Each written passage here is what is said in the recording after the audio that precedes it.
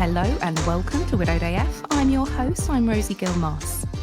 Throughout this podcast, I have had the great honour of speaking to a wide variety of widows, something that's kind of proved to me against all doubt really that tragedy can strike at any time to anyone and at any age.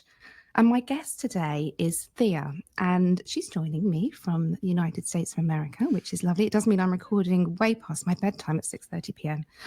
I don't go to bed early, I've got children. And Thea was 24 when her husband died. So I'm going to introduce you now and welcome. Thea, welcome to the podcast. Hello. Thanks so much for having me on. I'm so excited to talk to you. Where in America are you? I forgot to ask. I always like to know these things. Yeah, I'm in the Dallas, Texas area. So I'm about an hour. I live about 30 minutes south of Dallas. Oh, I've always wanted to go to that part of the world. Every time I talk to somebody, I'm like, oh, I want to go there. So I'm making a list of people I can visit. You know, I turned up in Michigan not so long ago, so it has been known. Of all the places. Well, I know. And it was a podcast guest. We really bonded and she set up a yoga retreat. And I just, on a very impulsive whim, decided that I would use the Amex points we'd accrued and pop over. So yeah, really cool adventure. But that's not what we're here to talk about, is it? So Thea, let's I mean, I say to my guests, go back to the beginning, go back to, you know, where the romance started. And I'm thinking you guys can't have been together that long. How old were you when you met? And actually, what was your husband's name? I've just got a T in your notes. T is kind of what I lovingly refer to him as. Okay, yeah, okay. Which is funny because, you know, Thea, but he was 2 years older than me. So I was 20 and he was 22 when we met. And I was in college. So I was a junior, but I was my last year of college, graduating from school up here in DFW. And did you meet at college? We didn't. We met on Tinder in the heyday of Tinder. That's before, good. You were young. Yeah, before it was like, and online dating is such a, you know, hot mess express. But we met back Did you when just say hot mess express? It is a hot mess express. That's 100%. That's funny. As somebody who has recently also gone through that again, it's one of those yeah. But we went back when Tinder used to show you who your mutual friends were on Facebook, so we could see who people were, and like I could like check in on people. And he was a friend of a friend, and we connected. And I was like, hey, what do you think about this person? And that friend was like, oh yeah, like I've known him for years. He's a really great guy. I think you guys would really hit it off. And we did. We hit it off almost instantly. So you've met T. Mm-hmm. You presumably you've fallen in love and everything's lovely, and you're thinking about the potential to have a future together. Yeah. At what point do you find out that he's not well? So we were together for about 1.5 years when he got diagnosed. So he was feeling sick for a couple of months. We were living together at that point. We had 3 dogs together, and we were just kind of like, you know, trekking along, living our like early 20s life. And he had a really bad migraine for like a week, and we were at the point where he hadn't been sleeping for a couple of days, and we were like, we need to get you in to get seen like ASAP. The hardest part for me was that this is the, you know, the laugh through the horrible things that happened. He was a 6'2", very large, like bulky guy.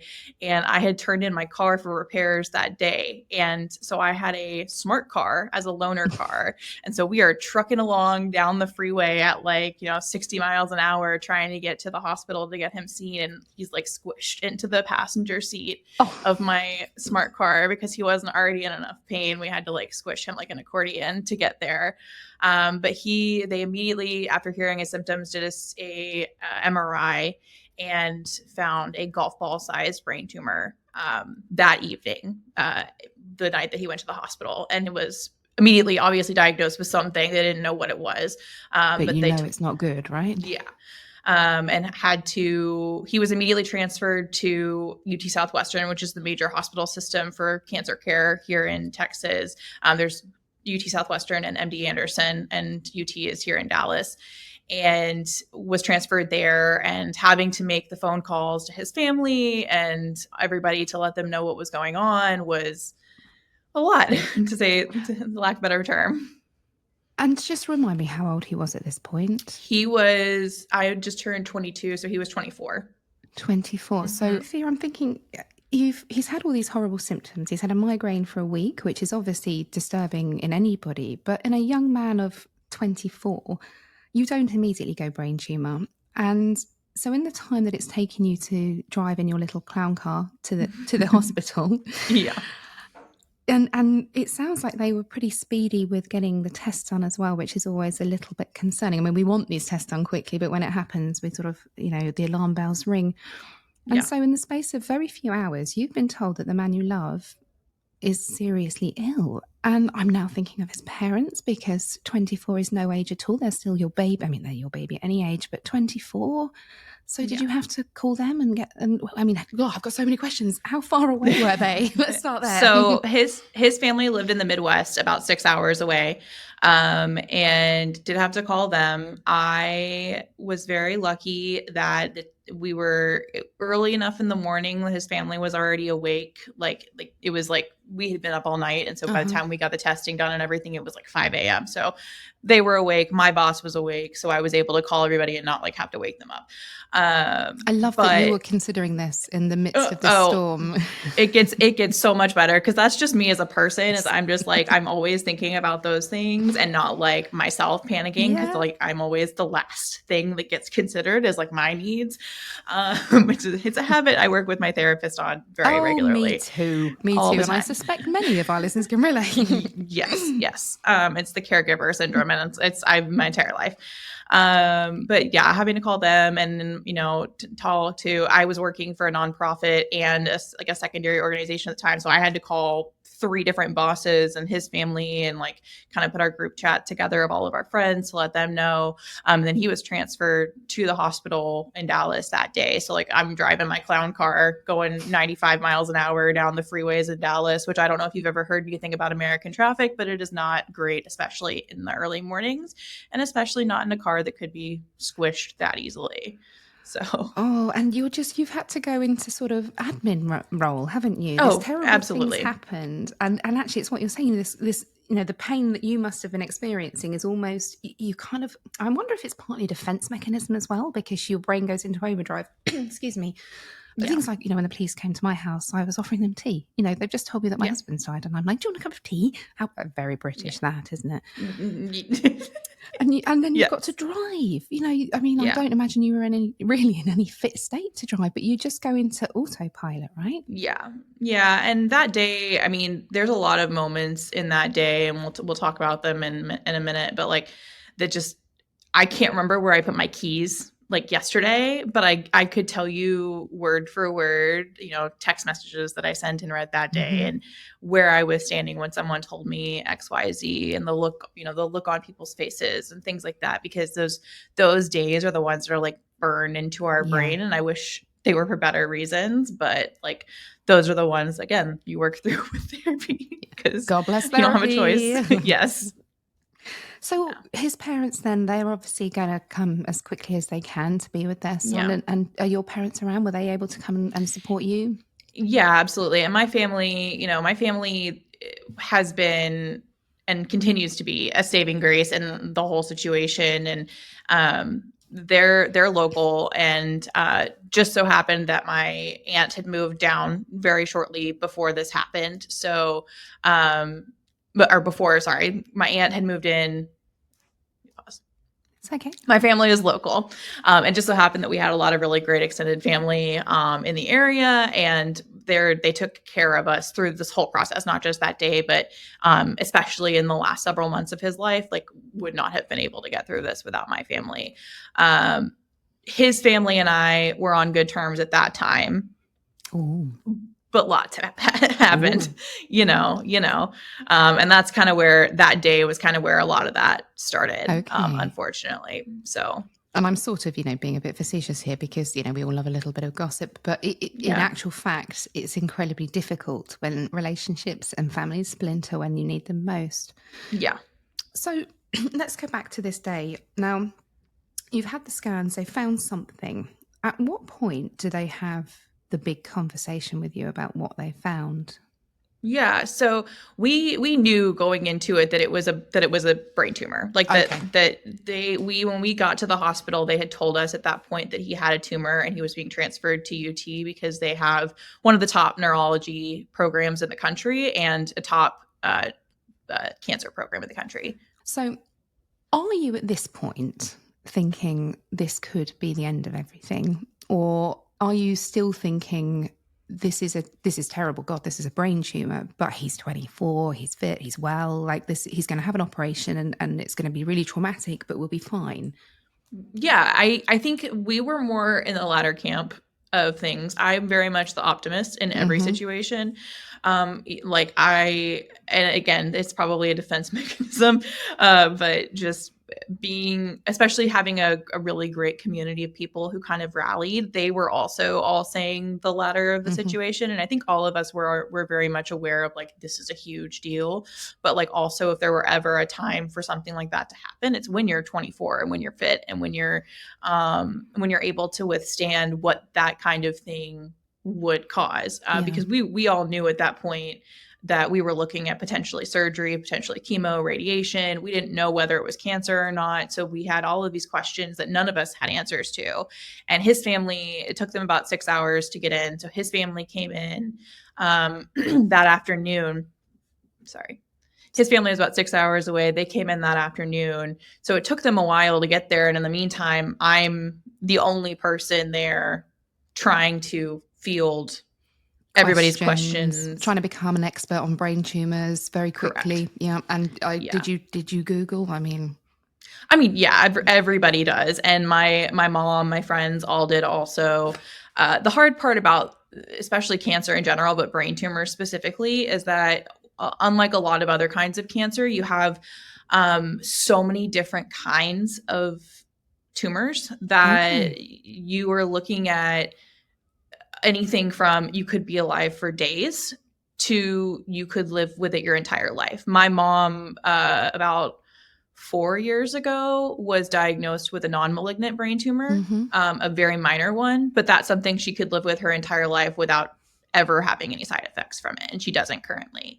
But you could be living in those kinds of situations, or you could be living in a, like, if you don't get this thing out, it is going to kill you.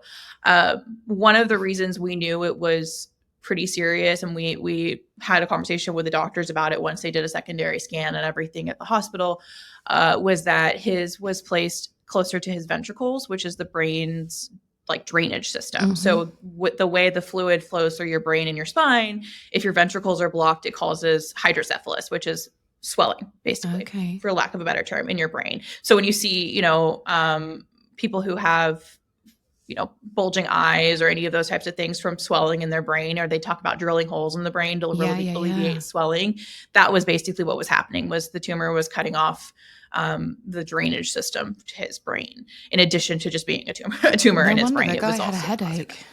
Yeah. So he had a full MRI when we got there. And that is when the other side of the chaos also started. Speak to me, Thea. Come on. Yeah. So so I should say, backtracking, I wrote a book about this experience. And part of it, not all of it's true in my book, because I fictionalized a lot of it, as we do to deal with our trauma. But we'd had like some issues earlier on in our relationship, and no relationship's perfect, but I loved him very much and we were happy. And you have those moments in life where like something hits you in the gut and you're like, something is going on. And that was one of those days where, like, even when we were in the hospital and he was conscious enough to like have a conversation, we could tell that something was going on. And so while he was in his MRI, I looked at his phone and I found text messages to other women and people that he had been talking to. And so during this process, not only am I processing that he had cancer, or had a tumor, for lack of a, for that at that point, that's all we knew. Yeah. But that he had been not physically, but emotionally cheating on me for months at that point, from almost half our relationship. We had lived together for 6 months at that point. We'd been through, 2 birthdays together, and we had 3 dogs. So we were domesticated for all intents and purposes. Yeah. And so as people were coming in, like, I'm calling my mom, freaking out. I'm calling my sister.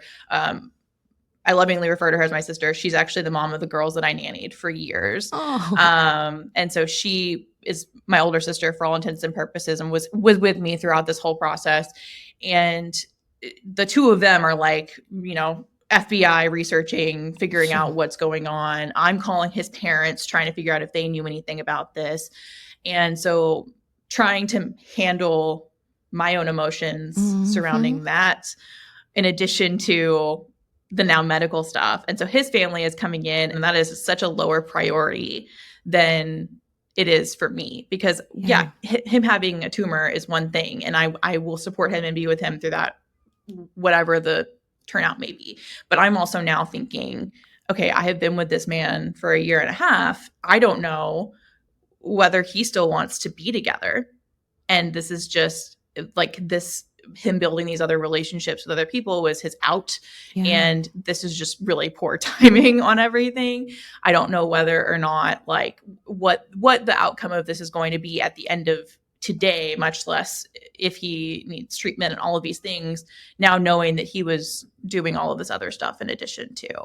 And so we had a lot of really hard discussions about things that I think, in hindsight, nobody knows the right choices to make in these moments. You don't have a playbook of what to do when your family is diagnosed with something like this, much less your partner, the person you plan on spending the rest of your life with. But to add that extra layer on top of that to one person in the equation, while the rest of the group isn't even considering that as a possibility of something to worry about, that's where the conflict starts to arise, because the priorities are different for people. And arguably the priority for everybody is to make him feel better, right? They want him to get better. Even if we had decided to break up that day, you still don't want him to die, right? Absolutely. Yeah. Right. And that's just being a human, but also just caring about somebody, living with them for a year and a half, loving someone. You don't want that to happen. And now, in hindsight, like, were their reactions appropriate? Absolutely not. But does grief make people do crazy things? Yes. And can you talk about the reactions, or is that something? Yeah. I think the biggest thing for me was, I think there was a bit of a blinder on, almost. And so I was trying to, while he was lucid and able to have conversations about things, potentially looking at having to have brain surgery in the coming days, because that's what we were looking at that point, trying to figure out what we needed to do, and asking him questions about things and trying to figure out, number one, my priority was trying to figure that out, what was happening with the 2 of us, but also, and this is where that putting myself last comes in. He had siblings, and I was genuinely concerned that, based on the conversations he was having with other people, that somebody could show up to the hospital and not necessarily cause a scene, but potentially impact the relationship that he had with his siblings and the way they looked up to him and things like that, because they were his significant other, for lack of a better term. And they knew that I existed based on the text messages that I read. The people that he was talking to knew that he had a girlfriend. How many was he talking to, the Casanova? There was one person that was a pretty serious, a serious relationship. The other ones I found out about more later, that were more like inappropriate pictures and things like that. Must have. I'm reeling for you. I laugh about it now. We as like a family unit, my family going through this trauma bonding, we've talked about how if ever there's an excuse for cheating, it's a brain tumor. Oh yeah, I thought about that. It was affecting his decision-making processes, for lack of better terms. In the 6 months before he died, he bought a new car and a motorcycle. His credit score was tanked. He, like, all of these, just looking back in hindsight, I can see those decision-making processes having gone out. Hindsight, right? Yeah. But a huge part of that process and having those conversations was like, I am genuinely concerned that someone may show up to the hospital and make a scene. And the reaction to not only my emotions, but those concerns was, if you continue to press this issue and talk about anything other than if you continue to press this issue and basically talk about anything other than his recovery, we're going to have you removed from the hospital. Oh my goodness. Yeah. And so I made the decision to just pause. Well, you're a good woman, because I was thinking that might be like petrol on a fire, you know, being told that you can't could sometimes have the opposite response. And at that point in my life, I was not a confrontational person. No. The older I got, the more that I learned how his family operated and the dynamics and things like that, I realized very much that at least at that point, the best thing to do was back off. Yeah. I also had a really amazing support system. So I knew no matter what happened, I would be supported. And that has continued to happen throughout the last 5 years. It's just been a matter of the panic in the moment of not knowing what's happening. So we did put a pause. We put a pin in everything. He was scheduled for surgery and was able to come out of the hospital for a couple of days between his initial stay and surgery. And at that point, you can't diagnose anything. You can't type anything without biopsies, right? So they're preparing for a removal surgery, but also like we don't have answers on what type of tumor it is, or cancer. So they were just going to go get it out regardless, and correct. Then, yeah. And we had about 3 or 4 days between like the discharge from the hospital and his surgery. And his surgery was a Monday, and I think it was a 6-hour surgery, and it ended up being 9 hours. It might have been 9 hours to 12 hours. I can't remember now because it's been a long 7 years. Yeah. It was an all day affair. And I need to work when I'm like stressed kind of person. And so I was both not lucky and lucky that we were in a very busy season at work. So I was sitting in the waiting room, like labeling envelopes for a big event, like sitting in the hospital room, like what can I do to keep my hands busy? And I've got audiobooks going and podcasts I'm listening to, and just trying to keep myself grounded. His parents stayed for the surgery. His siblings had to go back to their home area. And I will never forget him getting out of surgery. About 30 minutes after they told us he was done, they came and told us that we could go back. And the doctor warned us that he was in a bit of a physical state, that it might be hard to look at him for a couple of hours, but one of us wanted to go back and check on him. And I told his parents, and like we talked about it, it wasn't like a unilateral decision kind of situation of, if someone is going to see him like that, I would rather it be me, because and I don't know if this is still true or if it's just something, but those types of things I'm not as physically affected by. Like, he wasn't buried near me because the sentimental value of his physicality being close is not something that I'm worried about. So I knew seeing him like that would not haunt me, scar me, whatever you want to talk about. A mother to see their son like that. Exactly. And I don't have kids even now, so I can't understand that relationship, that bond. And that's something I've reiterated to everybody that I've talked to throughout this whole situation is I have no concept of what that experience was like for his family. And I can't, I don't know if I'll ever relate, because I don't know if I'm going to have kids. But I was the one who went back and saw him, and he had a golf ball sized brain tumor removed from his brain. So he had tubes sticking out, and like blood all over his forehead, and his head was shaved in weird places because they had, used probes and things like that. And so to see him like that, hearing him in pain, honestly, hearing him talk was more of a hard process for me than seeing him.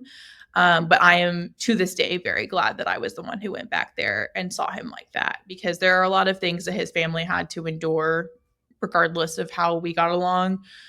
That is not something I would have wished on anybody else to experience or to have to see.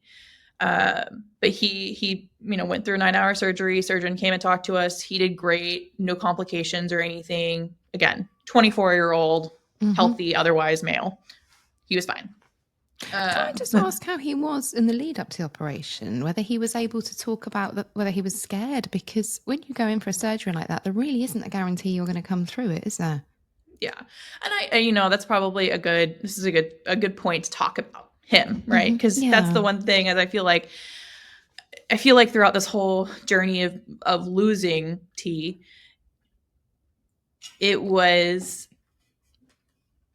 I was with him for a year and a half before he was diagnosed, and I was with him for almost 4 years by the time he passed. And for me, I feel like so many people saw so many pieces of him, but I saw both the best and the worst for him that a lot of people didn't see, just because I was there with him through all of his chemo, his radiation. I didn't know him when he was a kid. He grew up in the Midwest. He moved here after college. So I only had a few years with him and didn't really get to see a lot of his life. But even before he got sick, I had been able to meet with and see so much of his hometown, his friends, seen pictures, lived through vicariously through tagged pictures on Facebook, all of the things that you do when you're early in a relationship and you creep back on their pictures of course. to 2008. And accidentally click like. Yeah. That's the horror story moment of like, oh my God, did I just like his ex-girlfriend's picture? Like,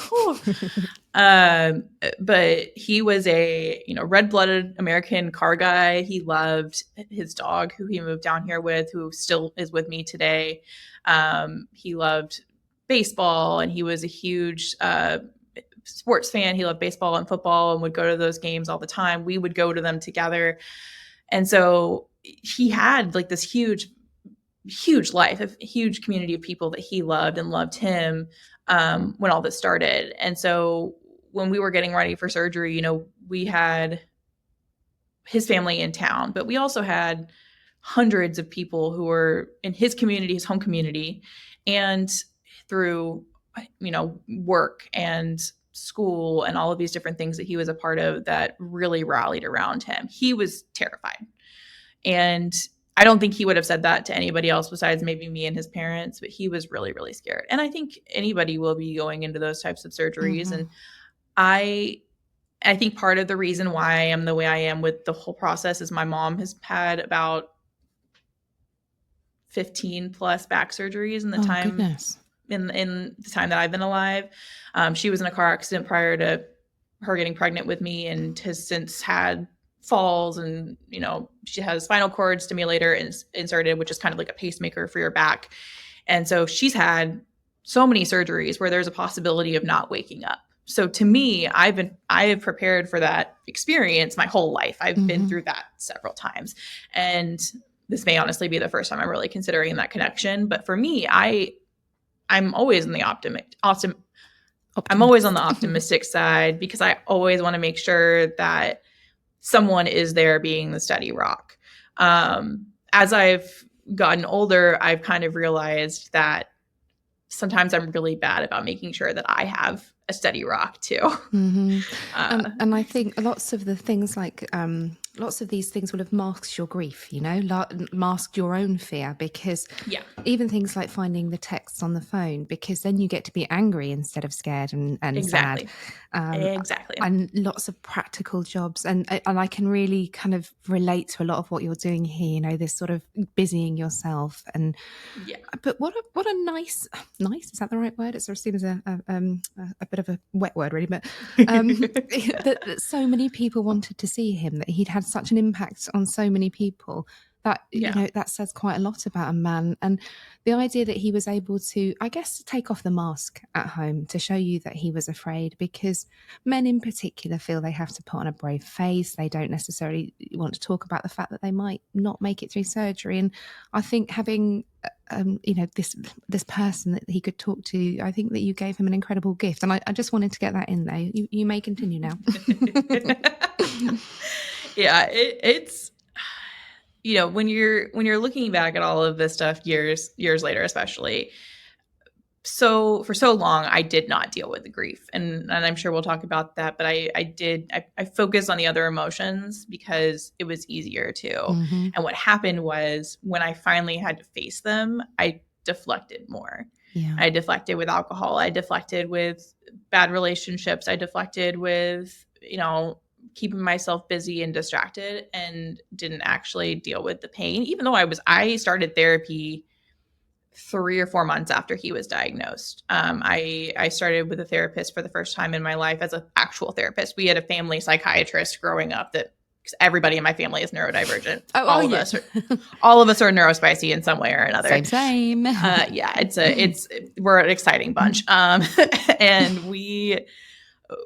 I grew up a very mental health I grew up in a very mental health friendly family. So you talked about things, and actually, I guess you are younger than me, but I'm thinking how much things have changed, and even the fact that your parents were thinking about the fact that their children might need support at a young age. I mean, we have come a long way. My sister is on the spectrum, and so on the autistic spectrum. So we've always kind of been very focused on like that aspect of our lives. I was a late diagnosis ADHD and a late diagnosis depression anxiety. So for me, my medication journey didn't even start until then. But I started an antidepressant about 6 months before he passed, about 6 to 8 months before. Best decision of my life, because I don't think I would have gotten through. But I digress. No, I love a little tangent, because this is also tangent interesting. About mental health. I mean, that's one of my special interests as a fellow neurodivergent woman. Yeah. So going into therapy wasn't kind of this scary prospect for you, but No. the fact that you started 3 months in, and I'm just gonna I could be hypothesizing here, but you went into therapy 3 months after, and then or did you say before? Did you say before he died? After. And then you haven't made your big kind of breakthroughs until kind of much more recently. Years later. So did you do what I sort of in my head call fake therapy, where you sort of go through the motions, you know what people want to hear. We're very good at giving people what they need. And actually, I also, when I started therapy, didn't like it, and then started again later. So now I'm coming up to 3 years with the same therapist, and we've dug into some fairly hefty stuff. Some of it not trauma related, or not the death of my husband related. Yeah. So I just picked up on that, and I thought this kind of going through the motions of therapy is something that quite a lot of us can be guilty of, because it's what you should do. Yeah, and I think so. For me, there was kind of a tipping point of like, I need to get some help for myself. He had surgery, and his family had really wanted him to move back with them. They really wanted him to come back and stay there and get treatment in the Midwest. The problem is that the nearest even cancer chemo center was like 3 hours away from where he lived, or his family lived. And so it was not a realistic option. 100% saw where they were coming from, but the pressure and the vitriol was very real. The feeling that I was basically treated like I was keeping him captive here in Texas. When he moved here out of his own volition, long before he was diagnosed, he has a life here. He, at that point, had a career and dogs and friends and all of these things here, and was being treated like I was the only thing keeping him here. When in reality, his family worked. Every single person in his family worked. He was, at that point, we were very sure that he was going to end up needing some sort of post care. We weren't sure what. They had told us in his post-op consult with us before he had woken up, that they had not been able to resect the full tumor. It was about a 95% resection, because the tumor was ingrained into his brain, like it was spiderwebbed into his brain, and they could see that from the scans, but they weren't sure how extensive it was, and that was confirmed during surgery that there was no way they were going to be able to resect all of it. So we knew there was a possibility that he was going to be looking at chemo and radiation and more care post-surgery. But his surgery was in July. His birthday was in August. So we went back to the Midwest, to his hometown, for his birthday, did a party. And following the party, he had mentioned several of his friends that we were going to be meeting during that process. And, you get those feelings. This is like a month post-op. We've kind of just like said our piece. Basically, he was like, I'm sorry I cheated. I'm sorry I did all these things and won't ever do it again. Returning from the trip, found out that he had told one of the female friends that he had met that he had seen at the party, that I had met at the party, that we were no longer together, and I was just helping him through his treatment. Yeah. Jeez. Yeah. So, and the hard part about this for me is it feels like the entire time that I've been going through this process, you always have that piece in the back of your head that's like, don't speak ill of the dead, right? It's airing his dirty laundry. It's airing the things that his family did. My opinion throughout the whole process has been, if you don't want people to talk about you, don't do things worth talking about unless they're good things. And so I have always aimed to be the better person in all of these situations, because regardless of my feelings, I don't want to hurt anybody else.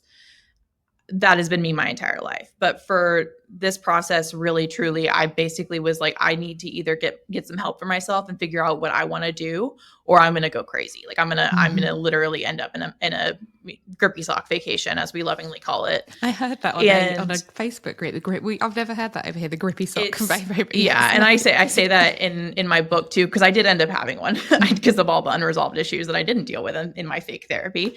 And so we got back from that trip, and that was the first time that I ever, that happened a couple of days after we got back, and I took the dog that I could physically take, because we had 2 big dogs and 1 little dog. So I took the dog that I could physically take with me, went to my parents' house, and was like, I need you to, you need to prioritize yourself. Like if we're looking at months of care here, where you need to either figure out whether you want to be with me or not, because I'm not going through this with you while you're actively doing this. We found out right before that trip that he had what's called an anaplastic astrocytoma, which is a spiderweb tumor. That's what it's called. And it is a tumor that basically weaves itself into the brain tissue. So there's no way to ever get rid of it. Oh my God. You can do chemo, radiation, extend life, but we were looking at a terminal illness, for lack of a better term. People have lived with it for decades and just been on constant chemo and radiation. He had a specific mutation that really caused an exponential growth with it, and it was a pediatric mutation. So there's a very strong likelihood that he had that tumor for a decade before they found it. Do you know, I was going to ask if they knew how long he'd had it. That's terrifying, isn't it? So yeah, and so there's, we're throughout the process of him getting treatment, a lot of the times we were around kids who were around the age that get these types of tumors. And most of the people who were being studied or who were eligible for research related to, there was an age cap, because it's a pediatric tumor. So they want to get the best subjects for that. And so he had aged out of most of these studies, most of these sort of trials 6+ years before, because he turned 25 right after he had surgery. But he ended up, we ended up, mending everything, working through a lot of our problems. In hindsight, I don't know that I would have done it again. I loved him very much, but knowing what I know now, I think I put my caregiver hat on and I never took it off. And I let that guide every decision that I made for several years, including after he passed. And for me, I wouldn't give up where I'm at now for anything. I love where I'm at, and I love where my life is at right now. And I will tell anybody that, scream it from the rooftops. But I don't know that I would have done that again if I could say my life will turn out in the same place without all the trauma and the grief, because it was a lot. With this sort of womanizing behavior, for want of a better word, do you think, and I know this is a really difficult question, because I suppose you could never know, but do you think that was partly because of the tumour, that it was causing him to behave in a slightly impulsive, reckless way? Yeah, so the tumor was in an area in his brain where scientifically they say that your decision-making impulses are affected. So, there are medical conditions that make you get grabby hands, or make you like a Tourette's type syndromes where you say, you say the thoughts that no one should voice out loud. That sounds like me on a daily basis. But are there consequences to those words? Absolutely. And so, yes, there was potentially a medical reason behind the things. Did he still need to deal with the consequences of it? Yes. And so for me, it was weighing the consequences and the worth of, it's sunk loss fallacy, right? You've put a year and a half into this relationship. Do I give it up, or do I see if we can work through things and make it happen? Granted, not everybody's relationships are like that. And I would never advocate for staying with somebody who cheats on you or lies to you or makes those things, makes you feel any less worthy than you are. I dealt with a lot of really bad body image issues.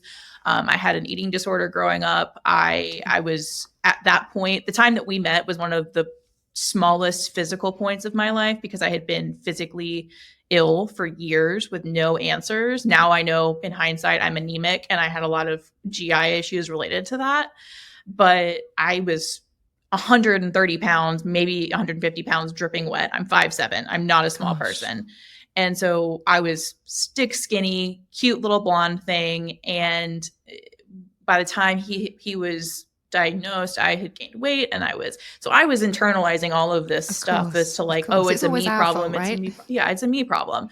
And, in hindsight now, like I'm the heaviest I've ever been in my entire life right now. And my love life is fantastic. I was going to say, you look pretty good to me, girl. I'm the happiest I've been. I love the way that it took going through all of this to get to that point.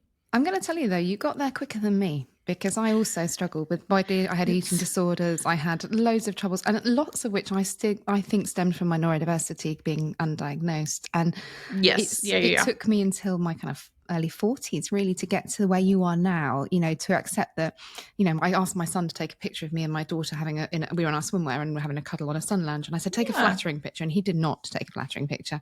But instead of deleting it and bursting into tears and having to, have like a 12-hour mental breakdown, I just was like, it's just a terrible photo, or even if it isn't a terrible photo, like in 10 years, I'm going to look at that belly roll and wish I still had it, And I think so.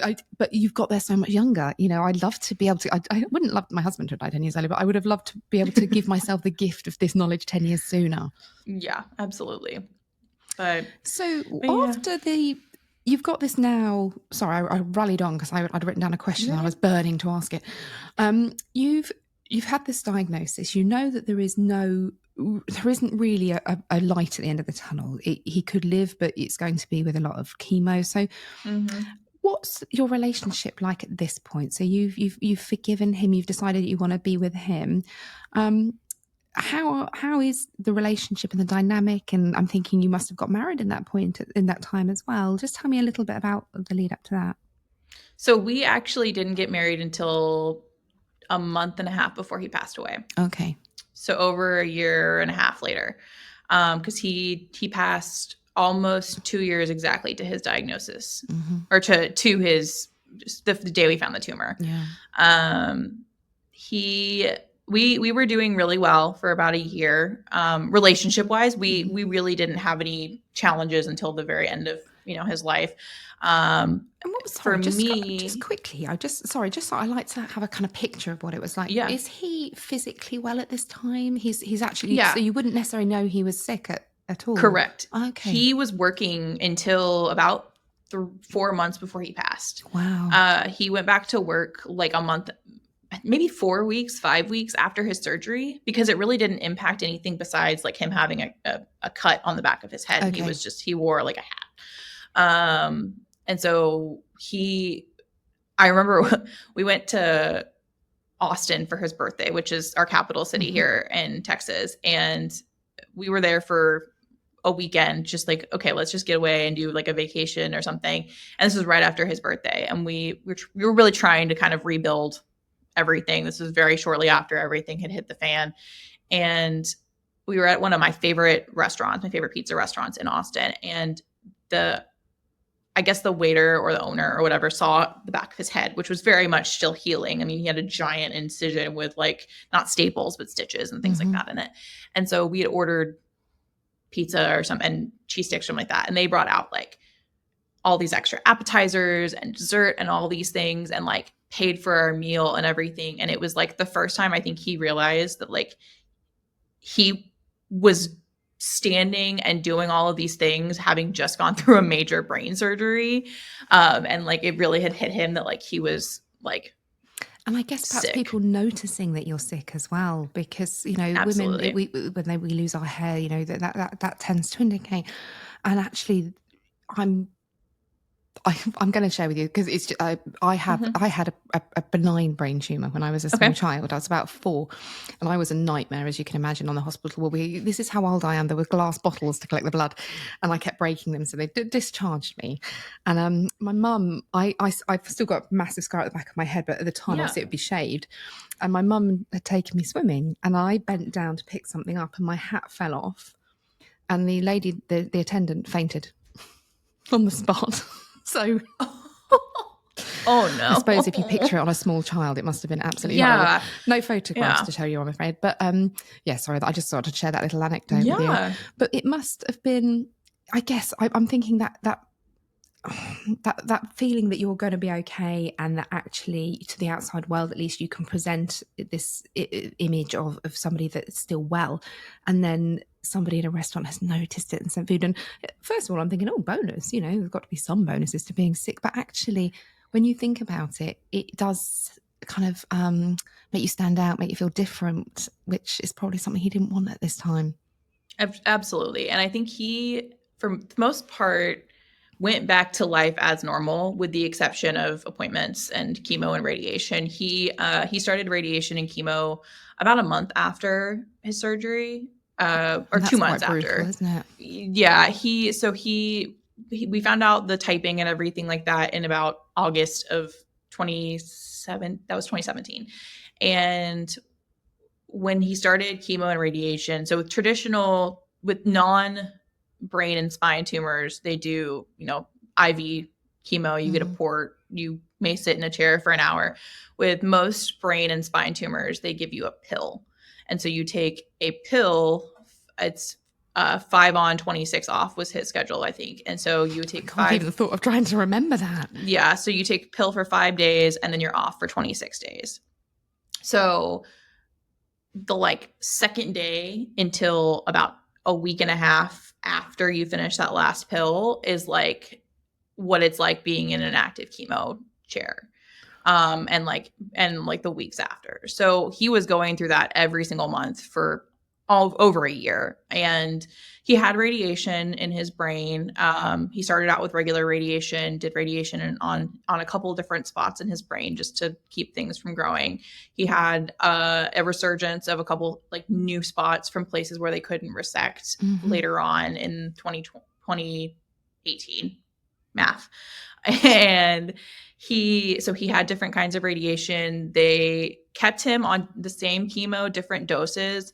The one thing that people don't ever really think about too with chemo with men is that it makes them sterile.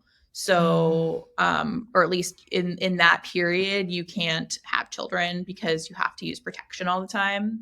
So we couldn't use the toilet after each other. He had to clean the toilet before I could use it because even the splashback could potentially be hazardous to me. Wow. And so for the two of us living in the same house, being together all the time, you don't think about those things of if you have a couple who's been together for years, there's using protection for the first time in a while, or having to actively think about, okay, I need to make sure I'm getting up in the middle of the night to go to the bathroom. Now I have to make sure that I'm going, cleaning the toilet before my girlfriend uses it. And so those types of things of not even considering these those are not items. Things that a couple in their early 20s just shouldn't be thinking about. Correct. And then on top of that, there was a pretty good chance that it would make him permanently sterile also. And so we never even considered sperm bank or anything like that, banking anything for him. And so even when we started talking about potentially trying to have kids towards the end of our relationship, he had been on chemo for so long that if we wanted to do that, we would have wanted to have to bank sperm before he had even started chemo. That's another loss, isn't it? That's even if I don't know whether you would have liked to do, or liked is the wrong way, if you would have been amenable to using his sperm and having a child in the future, but whether you chose to or not, the option was taken away from you. Exactly. The agency there, and that's been the last several years. I feel like I've been gaining a lot of my agency back and making my choices and decisions for myself. The whole process of him being sick and anybody being sick is your agency being taken, right? You're not in control of your body. You're not in control of the things that happen to it. And no matter what you do to prevent cancer, you can't do anything about it. It's not something that, unless you're smoking 6 packs a day, there's not a whole lot that you can do to avoid getting something like that. As somebody who is, my family has like 8 different kinds of cancer that runs in it. And I did all the genetic testing and stuff like that so I could be aware, but it wouldn't prevent anything from happening to me. So, and even if you could prevent that, you can't prevent a truck running somebody down, or, you know, in the case of my husband, a scuba dive going wrong. There are, you know, we can't live our lives in bubbles. So tell me about the deterioration. At what point does he stop being able to do the things that he loves, and you see that there's a real change happening? Yeah, so he was diagnosed with additional spots in his spine about a year-ish after his original diagnosis. So he started having different kinds of radiation in his spine, different parts of his brain. He did what's called pinpoint radiation and gamma knife radiation, which are very specific targeted types of radiation to limit the effects of the surrounding tissue. So he went through those for about 6 months. We had several instances where we thought we were done with chemo and radiation, or we had a plan, and then like he would go in for a scan after a treatment finished and it would be a new spot, or it would be completely like a whole new, it's like playing game whack-a-mole plan. As quick as you can get them, they're popping back up again. This poor guy. Exactly. And for the one thing about having cancer in that kind of system is, for the most part, you're not going to see a spread of cancer from the brain and spine outside of the brain and spine. So you'll see a spread in the two systems because they're connected by spinal fluid. So like you're constantly seeing that flow of just spinal fluid. Whereas with, you know, liver cancer or, you know, leukemia or kidney cancer, you can see a spread really quickly. It can metastasize to different parts of the body because it's all connected by the same circulatory system. In the brain and spine, they stay inside. Of it like that. Yeah, I didn't either, and so I didn't really realize that it could even spread to the spine because it was completely a completely different part of the body, right? And so, but I also didn't think about the fact that it would be limiting. And so later during the deterioration process, the only instance we had where we really even had to consider it was he had some of the spots on his brain were causing the hydrocephalus again. They were causing issues with his vision. And that was kind of the first sign that something was happening, I think. And he had some issues with his vision prior to his first hospitalization. So that was also probably an indicator that something serious was going on. But when that started again, we went to go talk about options. One of the only options they have for that kind of long-term swelling is to put a shunt in between your brain to drain the fluid into your abdomen, which happens a lot more frequently than you would think. It happens a lot for people who have like autoimmune disorders and things like that cause brain swelling or an overproduction of spinal fluid. So people will they'll just put in like a tiny, like microscopic tube that goes from your brain into your stomach. The problem with that is it spreads the cancer cells. So you could potentially, I know. And I was 23. And you've just become an oncologist, basically. 22, 23. Yes. Yeah. So like I'm talking here like it's Grey's Anatomy, but like legitimately we were learning all of these things. And so you don't think about the fact that like, oh yeah, he needs to be able to see, but in order to see, he could get cancer in some other part of his body. Oh my God. And these choices, you don't expect to make these choices at that age or any age. And really. we're basically we're making them by ourselves. I mean, my family is great. They're fantastic, but they also have their own lives. They're adults. They were there for things they needed to be. Like they were there whenever he was in the hospital, they were there. They were 100%. And other people can't make these decisions for you, can they, either? They have to come from him. They have to come from you as a unit. But that is an enormous responsibility. Yeah. And so we had to start making kind of those calls. It really started around March, April of 2019. He started having issues walking and a lot of pain walking. And the spots on his spine had received what they considered a maximum dose of radiation. So he could no longer receive any sort of radiation in the areas that he had. And the chemo that he had obviously stopped, keeping things from growing or from recurring. And so we were investigating an option with a new trial product, a new not chemotherapy, but a kind of similar system. When he really started deteriorating, in the months before like May, it went from him being able to walk to really having issues kind of ambulating. And then he ended up having to go on short-term disability at work because he was doing really intense chemo and was having the issues getting around. And within a couple of weeks, he was using a walker and then really unable to even really use the walker. His family, his dad came down after spring break, I think about April of that year. And I think really that was the first time it hit any of us that he was really, truly having issues. But it wasn't until May that things really like hit the fan with, so to speak, with everything. He was very lucky that most of the things that were happening to him were affecting his physical state of mind and not his mental state of mind. So in the months leading up to his deterioration, we had done a lot of the things that we were, that I'm very glad we did when we did. So I was his medical power of attorney. Yeah, I was going to say the sort of legal things. Yeah, we had already checked into all of his insurance stuff and all that, but because we weren't married at that time, there were a lot of things that like his insurance beneficiary was still his mom. And so like after we got married, he changed that to me. So things like that are they're conversations that you don't want to have. But yeah, as a 23-year-old, like you don't ever think you're going to be discussing end of life. No, you procedures. Don't. And actually, Ben and I mean, he was 42, I was 37. We'd never talked about what we wanted if we died. And it's interesting you say about the insurance because he had life insurance and it went, he had a will and it went to his mum because he'd been married before, and when they separated, he changed his will. Changed it over, yeah. Mum. Fortunately, because we were married, it automatically kind of voided it. But it is things like that you don't think about. And I have a good relationship with his mum, but what if I didn't? What if she'd taken the house? These are all things that you... here we go. Yeah. The look I just gave you, like, for the listeners, I just gave her a look. Oh, yeah, I forget that everybody watches this. Yes, the look. Come on, then. Spill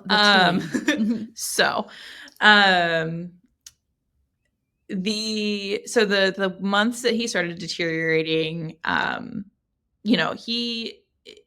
he was home for the majority of the time, and I was working in office for the most part, and then I was working from home, like about the last 4 or 5 months that he was alive before really being hospitalized. He was home. We spent a lot of time together, but there were periods where, again, you can tell something is going on.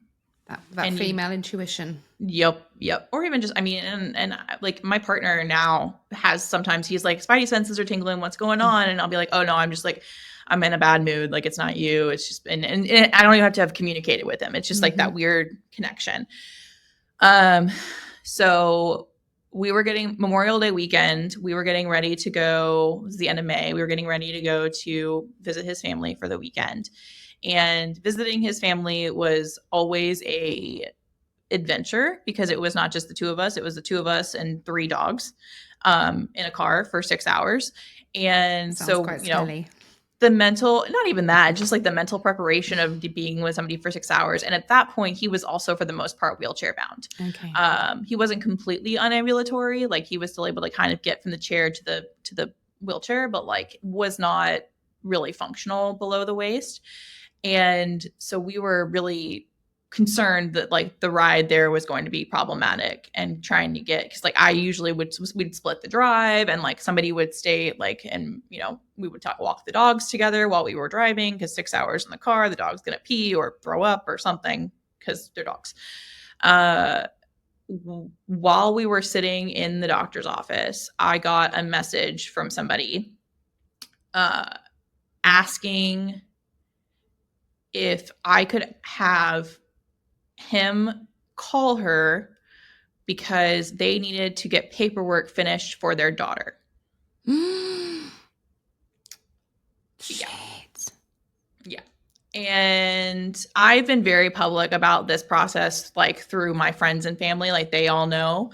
And there's a fictionalized version of this in my book. And I'm not going to name names. I'm not going to, like there are innocent people in this. And so I don't want them to be hurt in this process. No, I understand that. But there was a DNA test that was done when a kid was born years before we met that showed that he was not the father of this child. But because from what I was told, and this is secondhand information, what I was told by him was that the mom refused to tell this child who her father was. And so he had assumed the role of like a parent type person, and letting the kid believe that he was her father.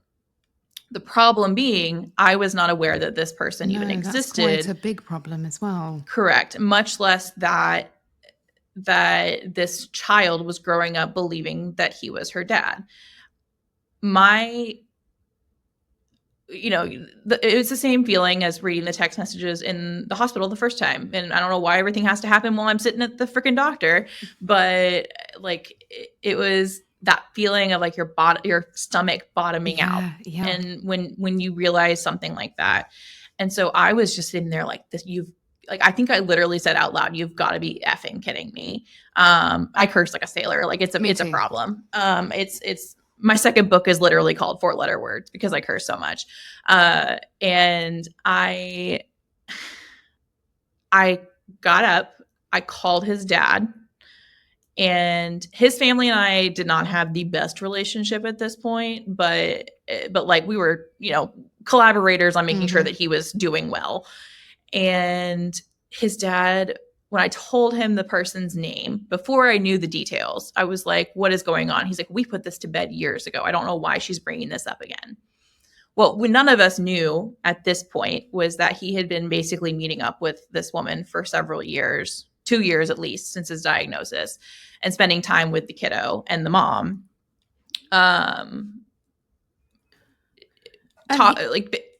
And he basically wasn't the father, but she thinks correct. He's the father. By DNA, I have a copy of the DNA test at my house.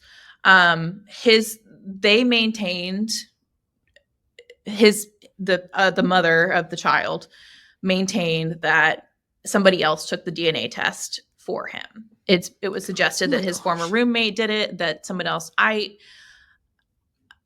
went to the facility while we were in his hometown and got a copy of it. And like I had to go through the process. I had to prove that I was a medical power of attorney, provide like 3 different kinds of identification. I couldn't even get a copy of the DNA test without going through 8,000 hoops. Like I don't know how somebody would take a DNA test for another person. It's not like faking a P test or something like that for drugs. But we found out all of this at a very delicate time in his health. And so that weekend was the first time the rest of his family had really seen him the way that he was. And his parents really saw the state of him when he got there. And I think regardless of the logic and reason of knowing that there was a scientific answer that the kid wasn't his, they believed that it was. They decided over that weekend. Like wanting to preserve that genetic line, wanting to keep 100%. part of him. Yeah. A piece of him. Yeah. And I have maintained since the day I found out, and you can ask anybody, even people I don't talk to anymore that went through this with me that I'm no longer friends with for whatever reason. Number one, if I had known about any of this from the start, I would have been okay with him having somebody in his life that he considered a daughter. With the caveat that I know about this relationship that mom, for whatever reason, does not want to tell the kid the truth. So I step in as a father figure. Cool. Be honest with me about that. We can have some discussions about it. But it was kind of one of those things of like an asking for forgiveness, not permission, taken to an extreme. And in this case, not only was there a secondary family that like they went and took family pictures together. She had t-shirts that said, "My dad's superpower is fighting cancer." Like this kid legitimately believed that her dad was dying of brain cancer and believes. Was he seeing them? Like where did you think he would he was?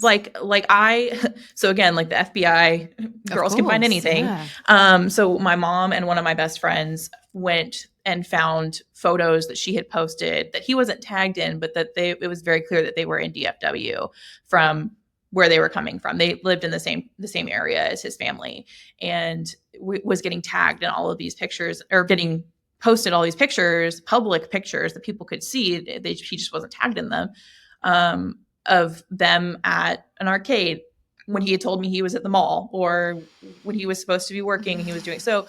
So it was all of these different layers of, you've got anger, you've got grief, and you've also got now, and I saw this really good video the other day of somebody talking about how taking on somebody's emotions as your own responsibility is a really hard problem, especially for like oldest daughters, for type A's who really want to make sure that everybody else around them is feeling okay. And so for me, I was also trying to manage his family's emotions and manage my family's anxieties and anger at his family's reactions. And so before I can even process anything, I'm also trying to just like get a grip on everybody else, without really considering that it's not my responsibility. It was not my responsibility to decide or dictate how his family reacted. It wasn't my responsibility for him to tell me the truth. It was his responsibility to do that. It was all of their responsibilities to have treated me like I deserved to be treated. Yeah. His family from that point on really, truly acted like he had a child that he was neglecting. Oh my God, this is crazy. It's bananas. And I don't think many people realize how much of that part of my book is true. Because I don't called? I was going to ask at the end, but I'm it's called Go Find Less. Like, if I'm too much, go find less. And it came out in January of last year, so we just passed a year. It started out as a writing exercise, and it turned into a really beautiful story that was not mine. It's not my story, but I honed in pieces of it because I wanted there to be a piece that was a part of me. But his family really, truly. I will link it in the show notes, by the way. Okay. They really, truly focused in on their grief and their kind of family unit, and put everything else to the wayside as far as anything else that was not how they could keep him close and his memory close. And so as we were going through this weekend of him being home for the first time in forever, he was basically wheelchair bound the entire weekend. Started having issues controlling, functions, all of those types of things. And I had, for lack of a better term, told the mother of the child, like, back off. Like, I need, like, he is not well. You need to, whatever you're trying to do, don't do it. Because I didn't know what's a sane reaction in that moment, right? Like, I don't know how to. There's also a part of me that's thinking, this woman, if she's claiming that he's the child's dad, knowing that he's going to die, you're sort of giving a child a grief that they don't really need. And that's the huge, that's, I even talk about this in the book. Like, you are dooming a child. Like, I wouldn't wish what happened to my kids on anyone, exactly. The loss of the father. And so that's part of me that has always maintained, like, if anyone in his family wanted to go get another DNA test to prove that it is his child, I would have shut up the second they did that. And nobody asked you. Do you think that's nobody has? Yeah. And I've maintained that 5 years later, now that we're, like almost 6 years since all of this happened. And so it was one of those things of I was trying to manage, knowing now that really we were on our last treatment options, him getting sick, finding this out. And then while we were there, she showed up at the house, the mom and her mom did, to talk to his family. His family physically barred me from leaving, from going out and trying to be a part of the conversation. Like, I was trying to go out to talk to them and they shut the door in my face. So I walked around the house to watch the conversation happen, to make sure that what they were talking about. That's so isolating and cruel. Cruel. And to me, it was a slap in the face for all of the work and time that not only me, but my family and our friends had done to make sure that he got to even that point. And if anything, if my book did anything, it was to express the gratitude to the friends and family who got me through the worst times in my life. And it makes me sick that his family was not a part of that process. That instead of rallying around him, instead of being a support system for the two of us as a unit, or for him, or for me after everything, it really truly, grief really truly brought out the worst in a lot of people. And not just his family, his some of his friends too, and a lot of people that we just don't have communications with anymore. But the utter lack of agency that they were trying to get, like they were trying to remove any choice that we had in the matter. Like a child, and I know that I've repeatedly mentioned how young you were, but you were an adult. I was, and I was working a full-time job and supporting both of us while he was on disability. And actually, one of the common feelings in widowhood is of being infantilized. You know, you go from having your husband or your partner's name as your next of kin on your passport, and suddenly you have to put your mum. You know, and who do exactly. And much like you, my friendships, and I've been lucky with most of the family, but with friendships, you know, I had somebody say, "Oh, we're going to buy a bigger table, Rosie, so you can come round and have Sunday lunch with us every Sunday." How many times do you think I've been invited for Sunday lunch? None. And so you very quickly learn that lots of people, their intentions may be good, but everything shifts, everything. And in that moment, that they would be so unkind to you. That really upsets me. Yeah. Did they let him come back with you? So, let is a strong word. There were several points post-surgery, once about I think maybe it was probably the weekend we were there for his birthday. And then that weekend, there were several conversations that were held that were basically like taking me out of the equation and saying he is staying here and not letting him have a choice. And really truly making him feel like he was a complete dirtbag for wanting to go back and continue to try and fight for his life. At that point, one of his sisters was pregnant. He had made the decision that he really wanted to at least try to be around for her to have her child. And so that was his goal. And that's what he told me his goal was to make it to his sister having her child. And I got really lucky that he had a family member who had lost her husband to cancer right before he was diagnosed. So within a month or two of so you kind of had your own grief Sherpa to guide you a bit. Within a month or two of his diagnosis, this person had passed, and his wife was really there to answer questions about chemotherapy and getting him to eat and all of these things that, you know, you don't really think you're ever going to have to ask somebody. And so she and her family were there to kind of be the middleman, for lack of a better term, and really helped not protect me, but at least remind everybody that he's an adult and that I'm an adult and this is not their decision. I was made to be the villain. And I have a degree in journalism. I know what the difference is between libel and slander, and I would never spread falsehoods about anybody. So that's one of the things I want to reiterate in this story. Is it sounds so crazy. It sounds like I'm making shit up, but I am not. And so when I say that, there were several instances in which I was concerned that they were going to physically keep him from leaving. My mom was preparing to fly out there so she could drive home with me because I had 3 dogs and I couldn't do that by myself. It got to the point where we finally were able to leave and get home and get back, but we were in the hospital within 24 hours of him returning, because he was very much losing function. And at that point, he had 6 or 7 ambulance rides within a 6-month period. I don't know if you know anything about ambulance rides here in the US. They are not cheap. Oh. They're several $1,000s a time. And luckily, because we were not married, I did not inherit the bulk of that medical debt, thankfully.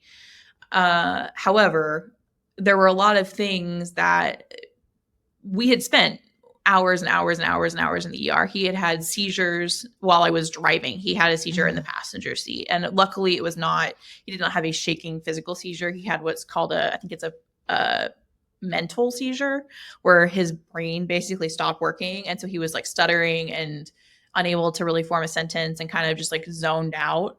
And I knew what was happening, but like driving and trying to like keep somebody from having a seizure is terrifying. And that happened a couple of times. So like we had spent so much time and money at hospitals, and my friends and family had come to sit with us at the hospital. And so when he was hospitalized after returning, we had gone super early in the morning. I had not slept the whole night before. And the doctors were like, we're drugging him, we're sedating him, we're going to, run a bunch of tests and we'll call you. So I went home. I was like, I live 25, we moved closer to the hospital for a reason. I went home for 25. I went home for like, to sleep for 4 hours on my couch with my dogs. And I got a text from his sister telling me I should have been at the hospital with him, and that I had lied to them by telling them that I had a team to take care of him or to take care of the dogs, because I had gone home to get sleep.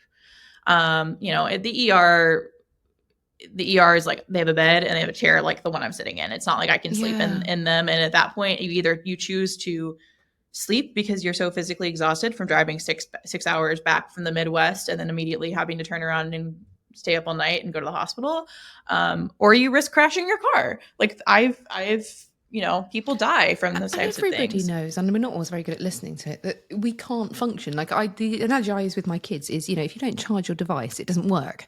Well, if I don't sleep, I don't work. And actually, particularly if you have a neurodivergent brain as well, the sleep is really important. And I'm cross that you're being shamed for looking after a basic human need. And I really wish that was the worst thing that I had been told via text message. And I have the receipts years later because I just want to remember that I'm not crazy, you don't want to gaslight yourself. You need the evidence. But like when he was hospitalized, we kind of figured something was going on physically with him. And so they were basically like, his like anything below the waist, he's going to lose function like on slowly. And so he was in the hospital from end of May until like end of June, basically, like the very, very end of June. And started out at the regular hospital at UT Southwestern to a neuro rehab. Oh, okay. And neuro rehab, they were doing the intense physical therapy. They were doing the like OT, where he was learning how to use the wheelchair, functioning by himself so he could, get himself around and things like that. And he was very much like mentally aware the entire time. Like he was totally aware of everything. And so before he was transferred to neuro rehab, a couple of days after we had gotten back from that last trip, he proposed to me in the hospital with my grandma's ring that my mom had given him. And it wasn't like, obviously he wasn't getting down on one knee, but we were sitting in bed together and watching a movie because that was just what we did when we were in the hospital. We watched all of the new movies they had on not pay-per-view together. And he proposed to me with it. And when we told his family that we were engaged, immediately, same thing, got a text message saying that I had taken advantage of him and I shouldn't be taking advantage of him. I'm supposed to be taking care of him, all of those things. So we made the decision at that point that we were not going to share that we were getting married. He was stuck in the hospital. We knew we wanted to get married. We knew for legal purposes, it was a lot easier to mitigate things if I was his wife, for both living and if he passed, it would be a lot easier to deal with things. Because even in the hospital, even when I am listed as the next of kin, because it doesn't say wife, it says partner or girlfriend or whatever, they didn't treat me seriously. And I love the hospital system, and the nurses and staff are great, but that's society. That's not a them problem.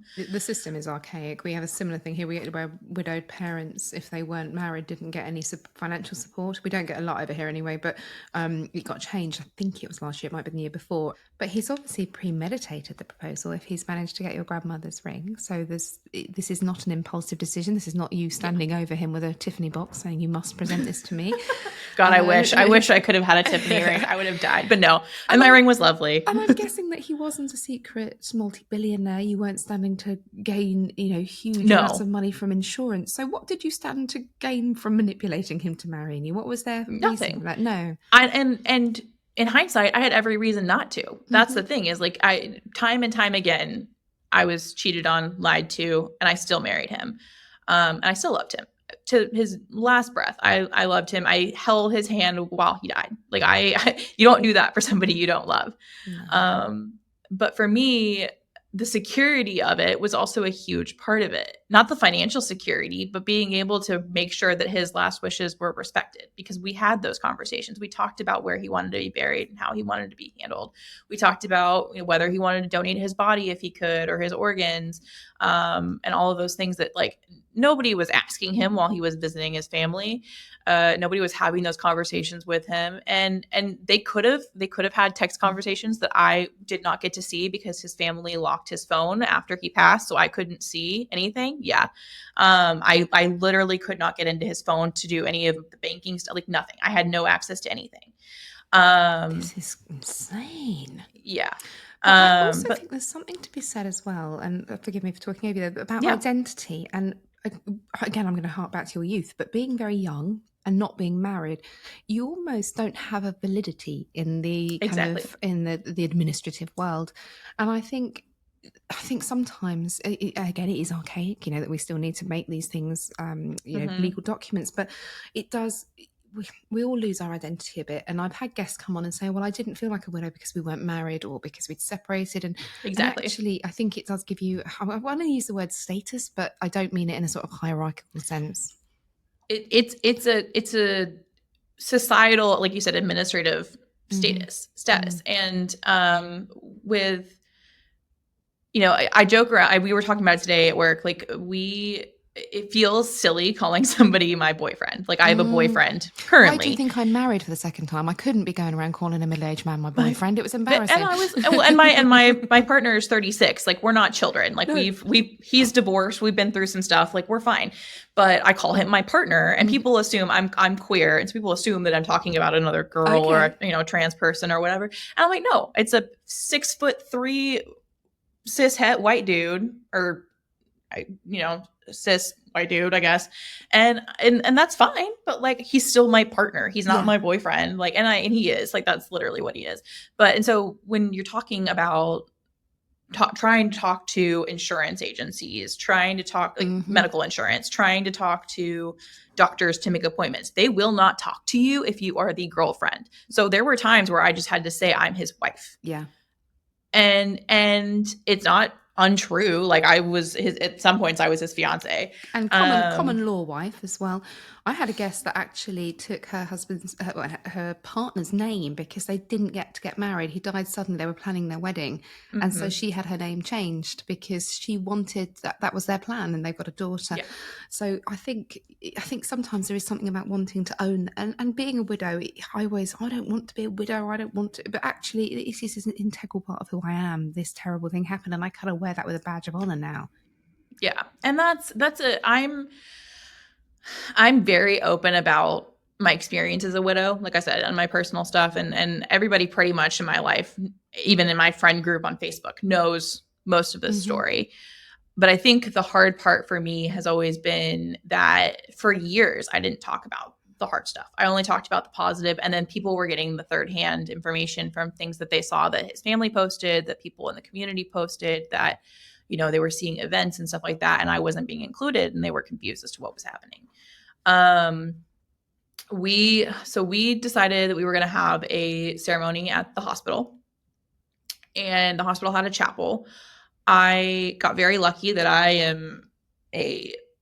can make friends with a brick wall is what we joke. And I have several friends who are the exact same way. And so we were able to get the hospital to let us use the chapel and have a ceremony down there. And I had to go do all of the absentee, because in Texas, you have to go in person to get the license. Both of you have to go, you have to show your ID. And so I had to prove that he was physically unable to go do that, with a doctor's note that he was in every bride's dream, isn't it? Right. He was in a sound state of mind. Like I have a copy of the doctor's note stating that he was in a sound state of mind, and it's in a file somewhere at the registrar's office to get married. One of my really good friends married us. We had a photographer that came, and my family was not there. We made the decision that if we were choosing not to tell his family, my family knew because they helped us organize it, but they were not there for the ceremony. It was literally just the two of us and my friend that officiated, and then the photographer that came and took pictures for us for free. And my family surprised us with kind of like a little fake reception situation afterwards. So there are pictures of like them, and my grandma came up. It was my grandma passed about 6 months after he did. So it was one of the last family events my grandma got to go to. On a frivolous note, what did you wear? I got to go to David's Bridal, which is a big bridal chain here, and shop for a dress 3 days before I got married with somebody I went to high school with, and had to explain what was happening, which was great. Oh, God. And I ended up wearing it's a black dress, but it was black with like a cutout, like a mesh. And then it had like a full floral skirt with pockets. The pockets were the biggest part for me. I don't wear dresses without pockets anymore. No, I have to. Everything. And so now I look back at those pictures. I was this big. I was so tiny because I was so stressed. And so like that was the point where I had really started losing weight again, and like was really sick because I was like living off of hospital food and Diet Coke basically. And we got married, did like cheesecake. My parents picked up like Cheesecake Factory or something like that, and we had it in the hospital. I think one of our other friends, they called to come up, who had like been somebody that had sat with us at the hospital for every time. He was the person who drove me back home if we had to go to the hospital, or who would come sit up there with us. My aunt had moved to DFW at that point and started living with my parents. Honestly, would not have survived this without them and without her specifically, because between her and my mom, once he entered that neuro rehab, number one, they made sure that somebody was with us at all times when things were happening, but they also went through training with us. Like when we were learning wheelchair training, my mom and my aunt went through the training with us. My pseudo sister, for all intents and purposes, would go check on the dogs and make sure that they were okay and spend time with them. My mom spent a month straight trying to find us a handicap accessible home, because the last place we were living together was a townhome, and he was in a wheelchair and our bedroom was upstairs. So we were breaking our lease, which is expensive. We were putting a deposit down on a new place, paying rent for a new place, all while on 1.2 income, basically, because disability. He was on long-term disability at that point. And so my aunt paid for a ton of stuff. She paid for almost everything at that point. My family was there for us through all of it. And his family did not know we got married until we were planning on telling them. Like, it wasn't like we were going to keep it a secret for forever. And how long before he died did you get married? It was quite close. We got married at the beginning. June 9th. He passed July 28th. Okay. So like 50 days, exactly 50 days. But we were planning on telling them kind of like after we'd had some time to just settle. And when we got him transferred to the rehab, he was able to wear his own clothes. He was out of a hospital gown for the first time since the wedding. Before that, hadn't been since he was home. So we got him all dressed in his normal clothes, took a picture, forgot that he had his wedding ring on. That is not how I wanted to break that to his family at all. He had just a silicone band on, and we had ordered him one. Yes. And I would never have wanted to break it to them that way. I would never want to hurt anybody in that way. But given everything that had happened up to that point, why would we have ever assumed that his family would have given us their blessing to get married? We didn't need their permission to do anything, much less get married, because number one, it would have legally validated any sort of feelings they had towards me not being a valid partner. Like it would have taken away that opportunity for them. And it would have taken away control. And that's what it did. When we were there, the last trip when we were there and I was using the power of attorney to get paperwork, I think that was the first time his family realized that I had his power of attorney. And I'm like, well, yeah, because I'm the one who's going to all of his appointments. I'm picking up his medication, which is $10,000 a bottle chemotherapy. Yeah, I'm administering medications. I'm doing all these things. Of course I have his medical power of attorney because they don't take me seriously as his girlfriend. Like, just out of curiosity, and particularly for the sort of the Brits or the Europeans listening, what was your final bill? So that's it depends on how you look at it. His, not what we paid, but his surgery billed to insurance cost $200,000. After insurance, I think it was like $2,500 because we have what's called max out of pockets here. So like you pay $20 a prescription or $15 a prescription until you hit that max out of pocket, and then everything's 100% covered for some people over that. And so for him, he was just making $50 a month payments, what he could, to the hospital system. And most hospitals, like legally, they're required to put you on a payment plan in a lot of places. So like they just put him on a payment plan, paid what he could, and he was paying it till the day he died. For a lot of things, we ended up having to pay out of pocket regardless because insurance either wouldn't cover it or they would only cover a certain thing. Like we bought his wheelchair, or we didn't buy his wheelchair. We bought his walkers and things like that prior to insurance paying for and shipping a month later. Like we got his secondary wheelchair like after he died because the insurance took so long. Get that on Vinted. Yeah. So things like that people don't really consider like part of the process. I was left with a substantial amount of debt that was not related to his medical bills. So a lot of the living expenses after his passing or during him when he was not working, I was covering everything. So I had thousands and thousands of dollars in debt that I'm still paying off to this day and still dealing with the ramifications of. When you're the sole provider, you take out credit cards, you take out loans, you do what you can. Yeah. And I was also the co-signer on his car. And he had a Camaro. And so we after his passing sold the Camaro to pay off part of it. And that'll come later. But there was a lot of things like that just like we ended up dealing with after passing. But there were probably, between everything, he probably had about $40,000 between medical and all of the different things, and then plus car, and he had a motorcycle and all of that stuff. So credit cards, all of that. Were you liable because you were married or not? I was liable for anything that we had together, which luckily was not a whole lot. We had the car together, and I think we had maybe a credit card together, and that was it. Everything else was sort of died with him, for want of a better phrase. And that was anytime a creditor called, I would just send them a copy of his death certificate. And that's the one good thing about that kind of law here in the US is just send them a copy of the death certificate and they write it off. I still occasionally get calls, like even to this day, and they'll ask for him. And I'm like, he passed like 5-6 years ago. You've just taken me back because Ben had, credit cards and things as everybody does, but he also had a business which had a large VAT bill, VAT bill attached to it. And particularly the credit cards, they said to me, even after I'd managed to get this presumption of death certificate, I've shown them, and they said, well, there's no guarantee.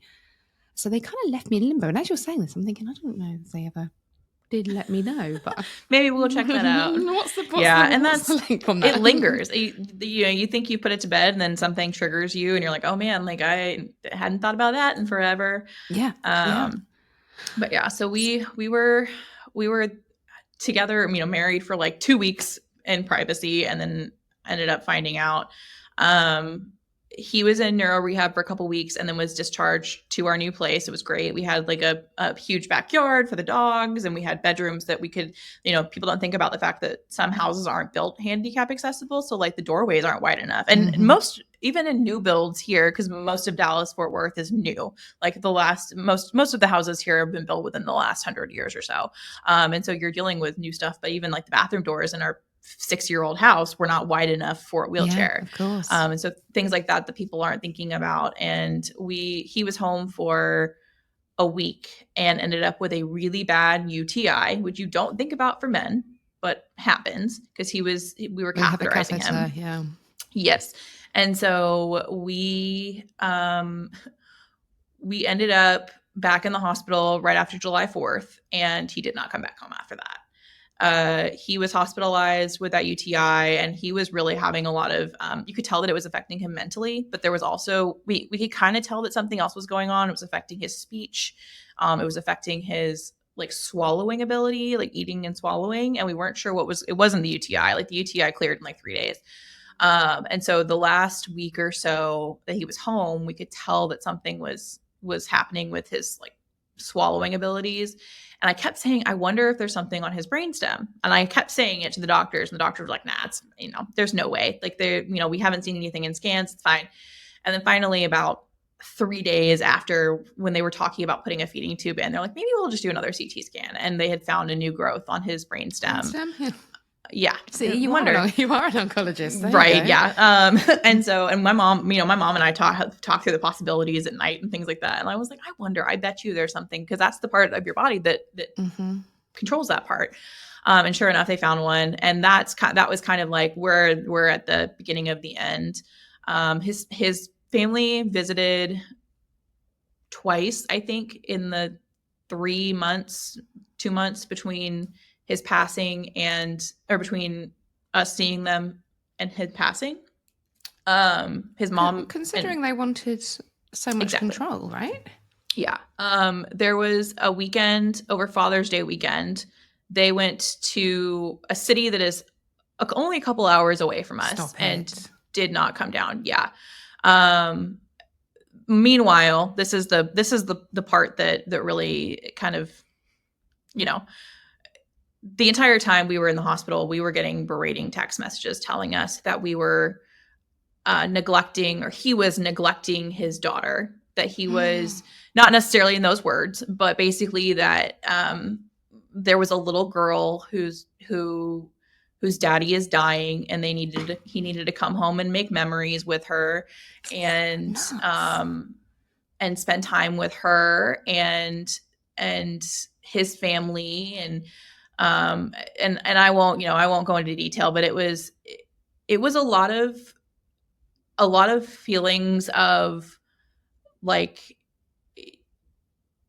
I don't think they really truly grasped where he was at, even though I was giving him them hourly updates. It was like, I don't know if they thought that he could physically get up out of bed and like go to a theme park with them to do something. Or what, but there was no getting up and making memories with his kid. It was kind of one of those things of like, we told you to drop this. He's told you to drop it several times. You're not doing it, and you're choosing, instead of supporting him and being, getting better, I'm getting 500 to 600 word text messages in a group chat with his entire family, so everybody can see it, telling him and talking about me in third person, like I'm not in the group chat, saying how like he needs to come home, and she's praying for him to make the right decision, and all of these things. So it was, not only was it degrading, I think, to him as an adult to be basically not every day, but quite often it was happening.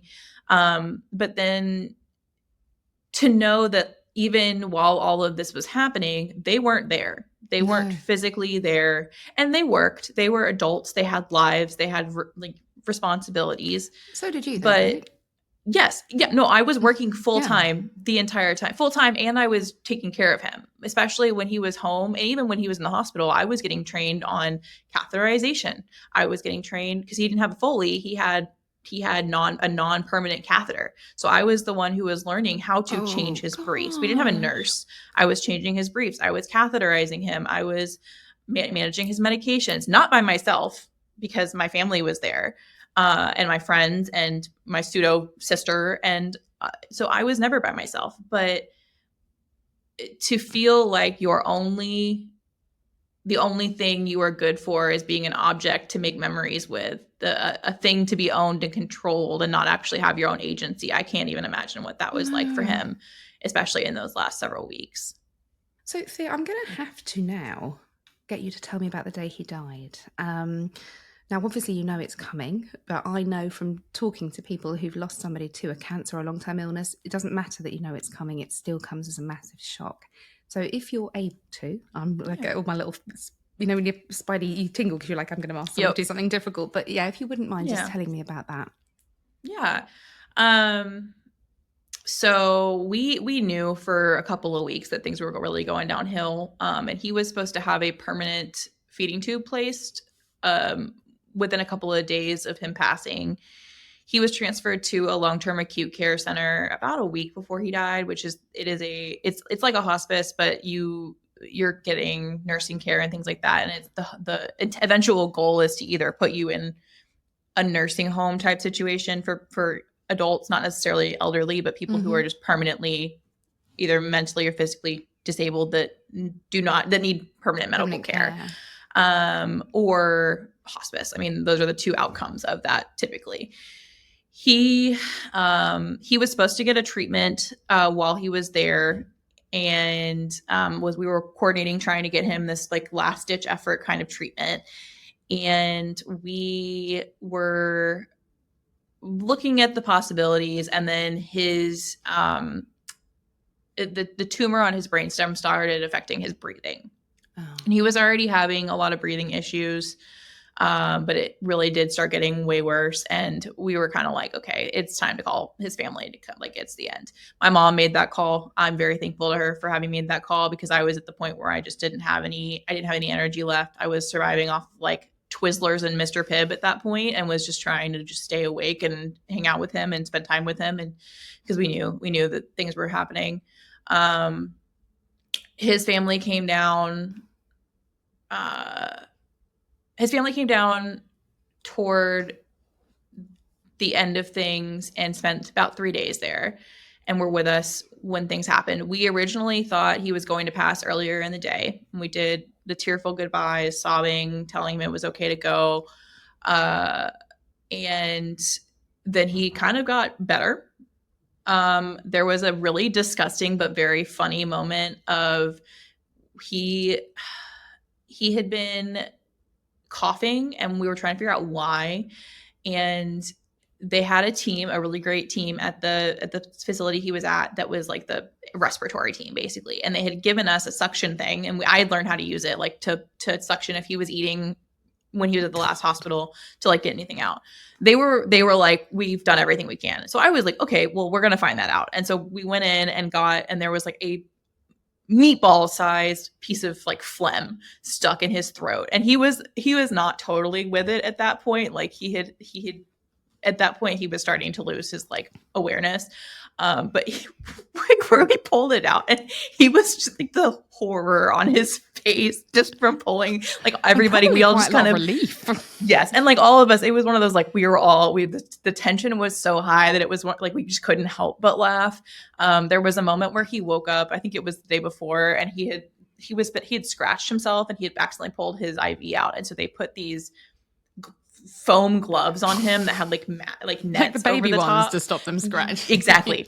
But they were like foam, or netting, so you could see your hands and they could do procedures and stuff through it. But like it was velcroed on and it was like baseball mitts.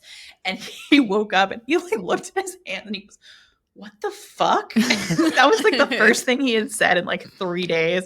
It was so funny. And so those are the things that like I very viscerally remember.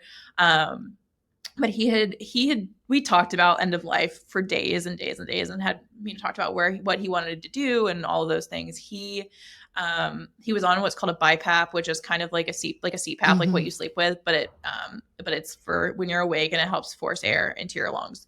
He had made the decision after we had done all the tearful goodbyes, realized it wasn't happening. And then his siblings had gone home, his nieces and nephews had gone home or gone back to the hotel that they were staying at. And it was just me. And basically he had made the decision to not continue on that. So his parents came back. My pseudo sister came back. And we sat there for hours and watched his oxygen levels drop. There is a very poignant chapter in my book. I always apologize to people for chapters 11 and 12, because 11 is almost not exactly verbatim, but it is very close to the experience that I had in that time. There's a very fictionalized character that is the best friend in the book, that's kind of a combination of a lot of people in my life at that time. And it talks about a very real experience of every 30 seconds the oxygen alarm beeping, and not the monitor, an alarm saying the levels were dropping. So you have the sound of the heart monitor, the standard sound, and then you have this alarm going off all the time. And so you can't even relax, because you're waiting for the alarm to go off for hours. His family was playing music. Was he in distress at this point, or are they? No, he was so out of it. Yeah, he had really just decided, and he knew he'd had enough. His sister had her baby, and she brought the baby with her, and he met the baby, and that was his goal, and we knew it. And I feel like they talk about family members that hang on for weddings or to get through, his T's uncle held on for his daughter's wedding and passed very shortly after. Those types of things I feel like are very real, and this was one of those things. And I think getting married, I think meeting that new baby, and so we watched for hours while that happened. He was very much not in pain at the end. And that was the biggest thing for me, was so many people go out in pain. And I think so much of what he was going through had, especially with the brainstem tumor, had taken away a lot of that pain, which made me feel better. But in a lot of ways too, it almost, because of the way that things happened, he never got to do a lot of the things that he wanted to do, that I think, cross off the bucket list. So many people find out they have cancer, and then they have time to do all those things. But that deterioration happened so fast at the end that we really didn't get a chance. And I know, as a sudden widow, that you never get to accomplish all those things you want to do. But for me, I'm glad that he at least got those moments. For a lot of, those are that night is one of those nights that's so ingrained in my brain. And he wanted to be an organ donor. He was very set on that, but because of the chemo and radiation, he wasn't able to be an organ donor. I was going to say he was probably nuclear reactive, wasn't he? Yes. So he was planning on donating his body to science. Within hours of his passing, we had talked to the funeral home, scheduled them to come pick him up. We knew he wanted to be buried back at home, so I called them. They were going to transport him back to the Midwest, and he was able to donate his eyes, which for me, my dad had a double cornea transplant. He's had both corneas replaced by donor cadaver corneas while I was in college. So for me, it was almost full circle that he was able to do that. I hadn't even considered that as an option. And then UT had called and said, hey, we know he can't be an organ donor, but would you consider this? And the answer was an immediate yes. And so it was a really great opportunity, because a couple months later, we got a letter stating not who specifically they had gone to, but we knew one of them went to a young father, and one of them went to a college student, something like that, like a general idea. It's incredible, isn't it? That which was to leave a gift after you've gone. Absolutely. Like that. And so, but Thea, I'm going to stop you because You know what you haven't told me? About when he died. I sense avoidance. Come on. Glossed over. Yeah, so when he passed, it was very much like we kind of watched the countdown, like a bomb, basically. Yeah. And with everything that had happened, it was like the weight kind of like got lifted. Mm-hmm. And then I stood up after everything. And this is like almost word for word what I wrote, but it was one of those moments of got up, kissed his lips, and then was like, I need to get out of here. And I stood up to walk away and fell to the floor, just like sobbing. His family, his parents were wailing and told so understandably. And those are sounds that live with me even to today. But for so much of the weeks and months leading up to it, it was like we knew it was going to happen, but actually having it happen is a very different story. And to have it in a way that was so slow and so grueling to watch, like I to this day I still get really triggered by heart monitor sounds. Mm-hmm. And so I actually last month when I finished my new book, I got a tattoo of the heart monitor sound on my arm. Taking back control. Yeah. And that's one of those things that, when I talk to people about the writing experience and everything, I tell them Piper, my main character in my first book, is not me. She's not me. Fitz is not my previous partner who I was with for several years while I was writing this book. Because their stories are very different and their experiences are very different. Their families are different. But I think a lot of people have those weird like triggers that they don't think about that other people may have. Like I was watching a anime with somebody over the summer, and the first episode somebody dies in a hospital and they've got the monitor sound going in the background, and I was like, I need to take trazodone or I'm going to be a problem. And other people don't even think about that could be a trigger. Mm-hmm. And then like I got up to go take a pill and he was like, are you okay? And I was like, so there's something you don't know about me? Yeah. And then I had to like launch into let me tell you to the story. diatribe. Yeah. But yeah, so it was probably, I would say, it's hard to say that was the worst day of my life, but it was up there. That whole kind of experience and the weeks after, because it isn't just that day, is it? It's not. No. It's not, and it's compounded by the things that happened around it, the experience of his funeral was a whole other shit show, for lack of a better term. And just like trying to dig through the aftermath of everything and, trying to keep it under 2 hours. The Cliff Notes version, he was buried in his hometown and my family paid for it. Oh. My family, because at that point we didn't have insurance. It takes in I don't know if it's the same over there, but we have to have the death certificate and all of those things in order for the insurance to pay out. So very, very luckily my family had some liquidity, my aunt specifically. And I will preach to the ends of the earth how lucky I am to have her and to have my family, had some liquidity where she could pay for things. And so my family paid for his funeral. And, the day that he passed, we went home, went and did some stuff. His family came over to the house so I could give them several things that I knew I didn't want his firearms. Mm-hmm.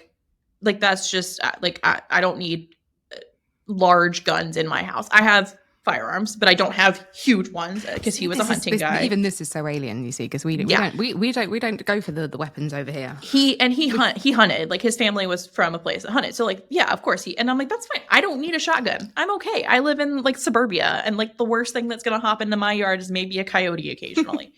And so like some blankets that I knew his sister had made, old t-shirts, and I was like, I will go through things at some point, not today. So we gave them some of the stuff, and his family headed back home, and we were like, okay, we'll meet you in a couple of days. While his family was on their way home, and like that day, I found out that they had helped the mom of the kid and the child sneak into the hospital while I wasn't there one night, to the last hospital. And they had taken pictures of kiddo in bed with my husband, with all of the wires and heart monitors and mask and everything on. And so I found out about that. And then so we were like, okay, well, you know what? Like, I don't have the balls to deal with this right now. And then I came across a comment that was like, it was his dad said it, along the lines of, just remember, it was she had posted something about T's death, and it was talking about how it was like the worst day of her life and all of these things. She could be grieving. I don't know. I have no frame of reference for what their relationship was like, because I had no idea it existed until like a month before that. However, his dad commented on her post and said, just remember that you're the only person who has the honor of sharing a child with my son. Yuck. And that was my breaking point. That was I am done being nice. I am done not being confrontational, because the disrespect and everything was one thing for me. And to treat my family the way that they did, that was one thing. But to dishonor the potential future that we could have had by treating me like crap while simultaneously treating somebody who, at that point, we had no idea what their motivations were, like they were family, like they had done anything other than have a child that may or may not be his, was really hard for me. The other thing we didn't talk about was the fact that in here and in the state that they live in, so I did not get survivor's benefits because he passed. Because we weren't married for 6 months. 6 months is the cut. You have to be married for 6 months here in order to receive benefits if your spouse passed. That was fine, because I knew I was the beneficiary on his insurance. He had made that change while he was in the hospital. His child would. And what I didn't know at the time is that the paperwork that they had been trying to get him to sign when they came down months before was paperwork to get him added to the birth certificate of the child years after she was born. Wow. And he had filled it out incorrectly the first time. And so I was like, cool, it's done. We don't have to deal with it. I'm not going to fight it. When I saw that comment from his dad, the gloves came off. And that is part of why, like, and it continues to get worse, but part of why I was so open about the process with my family and my friends was because I didn't know how, I was like, I feel crazy. I feel like this shit is happening in my head because it's so insane. It's almost so unbelievable that nobody would believe it if you told them, right? Exactly. And so for me, I was like, okay, well, I'm done playing nice. If you bring her to the funeral, I will have her physically removed. Did I follow through on that threat? No. But I was like, I laid it out. I was like, I am done playing nice. Fast forward, we got to the city, did all the funeral planning and everything. We made sure that everything was taken care of. I went and did a private visitation by myself. So I went and got all of my feels out, as I'm sure you experience with anything with your husband. Like, sometimes you just need a minute to lose your shit without anybody else looking. Mm-hmm. And so I went and did a private visitation. I don't know with your husband if you were able to my do husband's anything. body's not been found, so I live in a state of limbo. Okay, which did that's what I thought, things. But I couldn't remember because it's been a minute since. No, it's absolutely fine. Don't worry, I don't expect people to remember every detail. What date was it? But I do know that I wrote him a letter, and the pen just flowed. Yeah, and I did that too. I did the same thing, and I just buried it we have like a memory plot at a church. So I get it. I get that needing to kind of be angry, because even though Ben, he'd made a couple of mistakes, but he hadn't really done anything wrong. But I was still angry, and I think. Oh yeah, and you have all these unresolved things that you think you'll have one day you'll have time to deal with them, right? And so luckily we were at the point when we got married where we had dealt through, we'd worked through, even lying to me about mom of the kid. We had worked through those things. Were we the pinnacle of great relationships? Absolutely not. And I will never say that. Never will I say that I was perfect, that I didn't make mistakes, that I wasn't a bitch at some points. Like I was a raging bitch, but I was also dealing with a lot. So when we did the visitation, we had about 15 people came from Texas to where we were at. It was about a 6-hour drive. So 15 people-ish made the 6-hour drive, including the kids that I nannied. Their whole family came because that was like their uncle. And they still deal with that grief to this day. I mean, they actually spent significant time with him. His family came in, his immediate family came in, did the visitation, watched his mom fall over the casket and sob and react, I feel like, as any mother would to their child. And that's totally understandable. And then they're like, okay, we're going to go get the kids, like meaning his nieces and nephews. And so I'm sitting in the back of the church or the funeral home, and his family walks out and comes back in with the mom and the kid. And then his nieces and nephews. And they had basically spent the months while we were in the hospital up where they were at, making a relationship with the family. Yeah. So they were integrated as part of the family at that point. Like they had matching teddy bears at the funeral with their with names stitched on them and everything. And like they were very clearly part of the family at that point. And I got up, walked out of the building, got about halfway through the parking lot, and collapsed in the middle of the parking lot. Like just like sobbed, just like in my dress and heels, just like sat in the parking lot on the gross floor and just sobbed. My best friend came out, picked me up off the floor. One of his grandparents' friends came and helped me. And like his grandparents, his like extended family were great. They were like saving grace, totally amazing.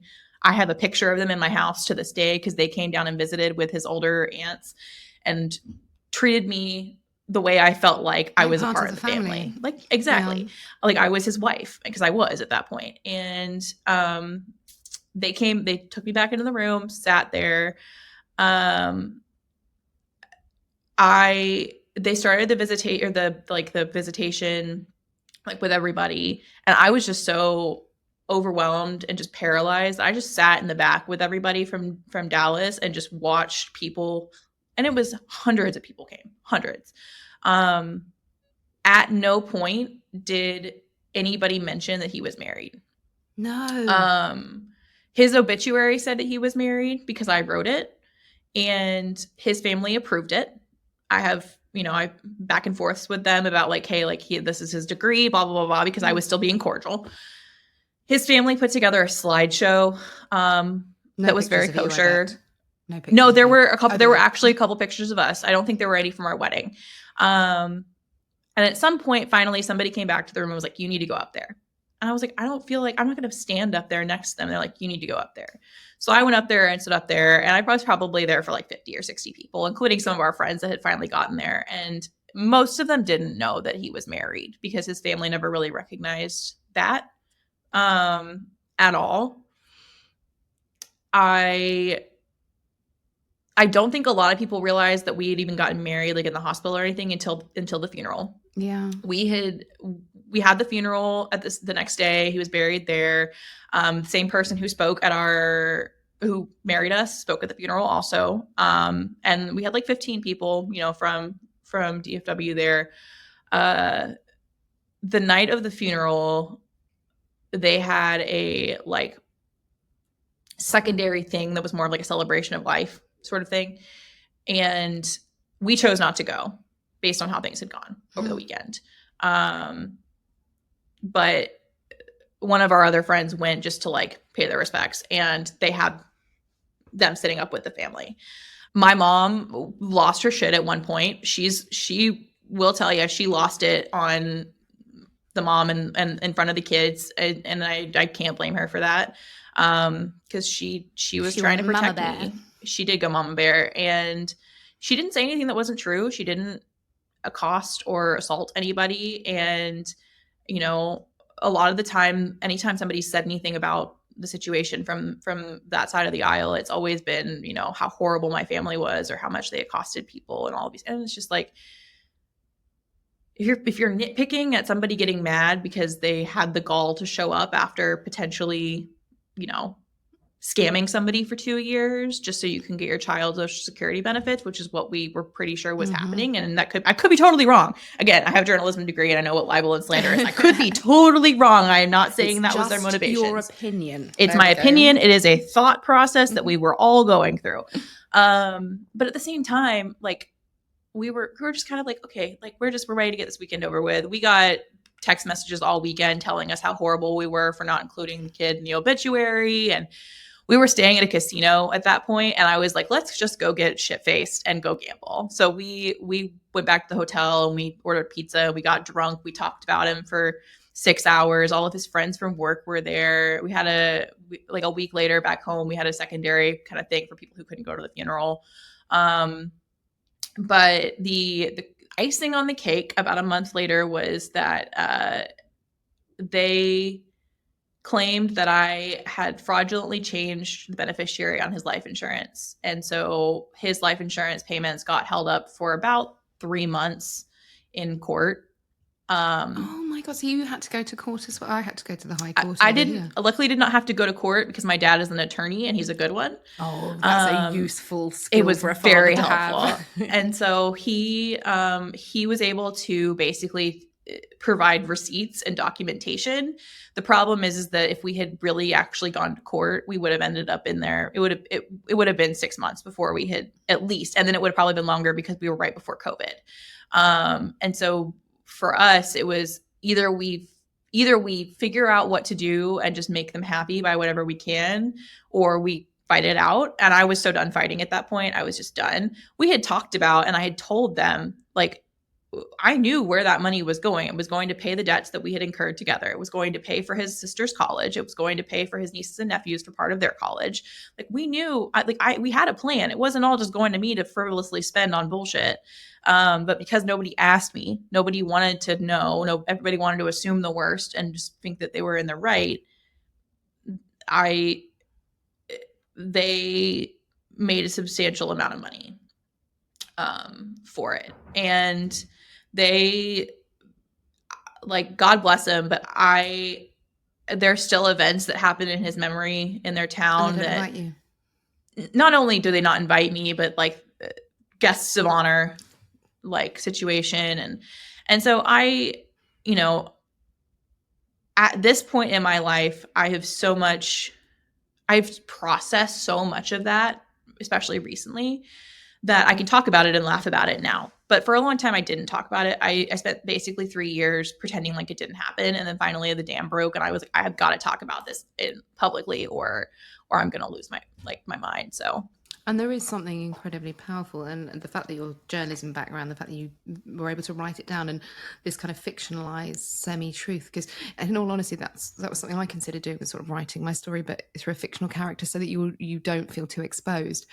And I think that it is incredibly therapeutic. And Thea, I do really want to talk to you some more, actually. And what I'm thinking is, if we conclude this episode, I've got some things that I'd love to bring you back in and talk about sort of post-widowhood, because there's a few points that we're just not going to get to cover in this session. Yeah.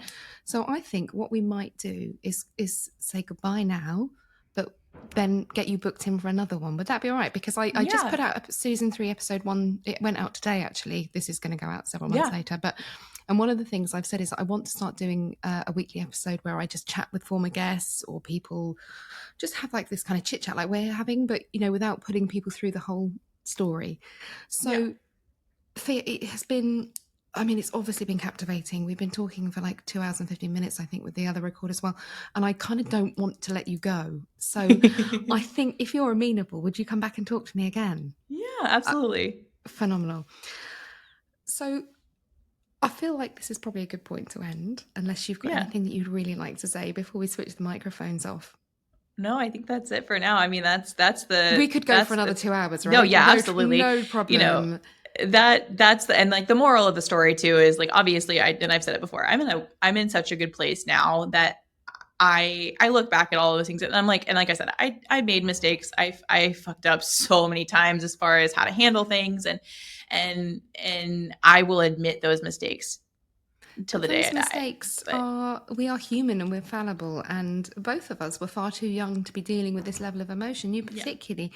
And I feel a lot of shame around some of the behaviours I did when Ben died, and I didn't behave honourably always, and I became a version of myself I didn't recognise, and a lot of that was to do with my drinking. And one of the things I'd like to talk to you about is I know that you're sober as well, so this is why I think we've definitely got another episode in us, because we didn't even touch on that. And things like dating, we widows fire the idea of bringing, I want to know what your in-laws' response was to you being in another relationship. I want to know all of this. So I think boy. Yeah, see, I don't want to let you go because I want to keep talking, but it is actually approaching 9 o'clock here, and I probably need to, I'm hoping John's put the children to bed. So fingers crossed. It is with enormous gratitude that I thank you for coming to talk to me today, Thea, because you are incredibly eloquent, you are incredibly well informed, and you have a really beautiful narrative. And I will order your book. I absolutely will. And I will suggest others do as well, of course. But for now, Thea, thank you for coming on to Widowed AF and sharing your story, because what you're doing by sharing your stories, you're not only giving yourself control of the narrative, which as a journalist will be important to you, but also you are giving other people that feeling of not being so alone.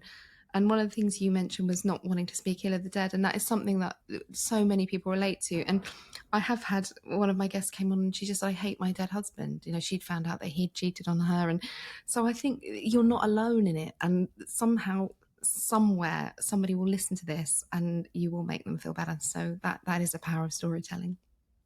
Thanks so much for having me. It's been a pleasure. And for anybody out there listening, if you have been affected by today's episode, please let me know. I can pass on messages to Thea.